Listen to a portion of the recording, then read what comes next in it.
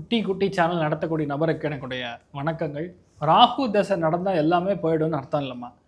ரெண்டாவது, உங்கள் பொண்ணுக்கு ராகு தசைனா உங்களுக்கு படுத்துங்கிறது என்னால் நம்ப முடியல. நிறையா பேர் தயவுசெய்து நம்ம நேயர்களாகட்டும் பொதுமக்களாகட்டும் ஒரு விஷயம் புரிஞ்சுக்கணும். இந்த மருமக கால் எடுத்து வச்சா எங்கள் வீடே நாசமாக போச்சு. இந்த பையனை கல்யாணம் பண்ணிட்டு வந்தான், உடனே எங்கள் வீட்டில் ஹஸ்பண்ட் இறந்துட்டார்.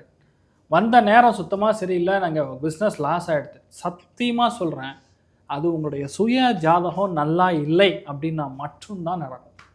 இந்த மாதிரிலாம் தயவுசெய்து எல்லாம் யாரும் பேசாதீங்க. என்னென்னா இதோடைய மைலேஜ் ஒரு 5% ஹெல்ப் பண்ணும். But at the same time உங்களுடைய பொண்ணுக்கு உண்மையாகவே டைம் சரியில்லைனா பொண்ணுக்கு தான் பாதிக்கும்.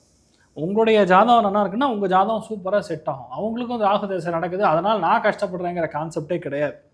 உங்கள் ஜாதகத்துலேயும் ஒரு மோசமான தசாபுத்தி நடக்கும் பொழுது மட்டும்தான் நம்மளுடைய பாதிப்புகள் அதிகமாக இருக்கும். என்ன பண்ணலாம், சிம்பிளாக சொல்லிடுறேன். தேய்பிறை அஷ்டமி சிவபெருமானுக்கு அபிஷேக ஆராதனைகள், அன்னாபிஷேகம் செய்வது இல்லைன்னா அந்த காட்சியை நம்ம பார்க்கறது மிகப்பெரிய மாற்றத்தை கொடுக்கும். உங்கள் வாழ்க்கையில் நிறைய நல்ல விஷயம் நடக்கும்.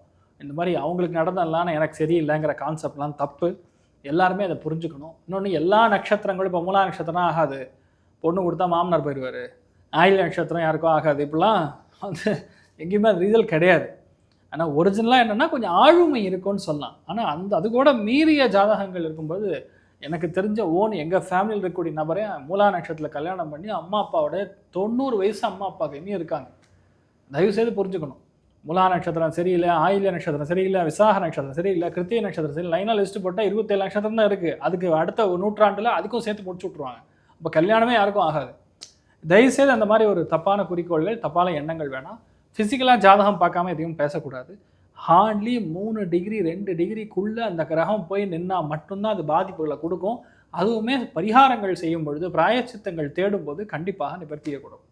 எல்லாருடைய மனசுலையுமே இந்த மூட நம்பிக்கை நிவர்த்தி ஆகணும் அப்படின்னு சொல்லி வேண்டிக்கிறேன். தீர்க்க ஆயுஷ்மான் பவா. நல்லா இருக்கணும்.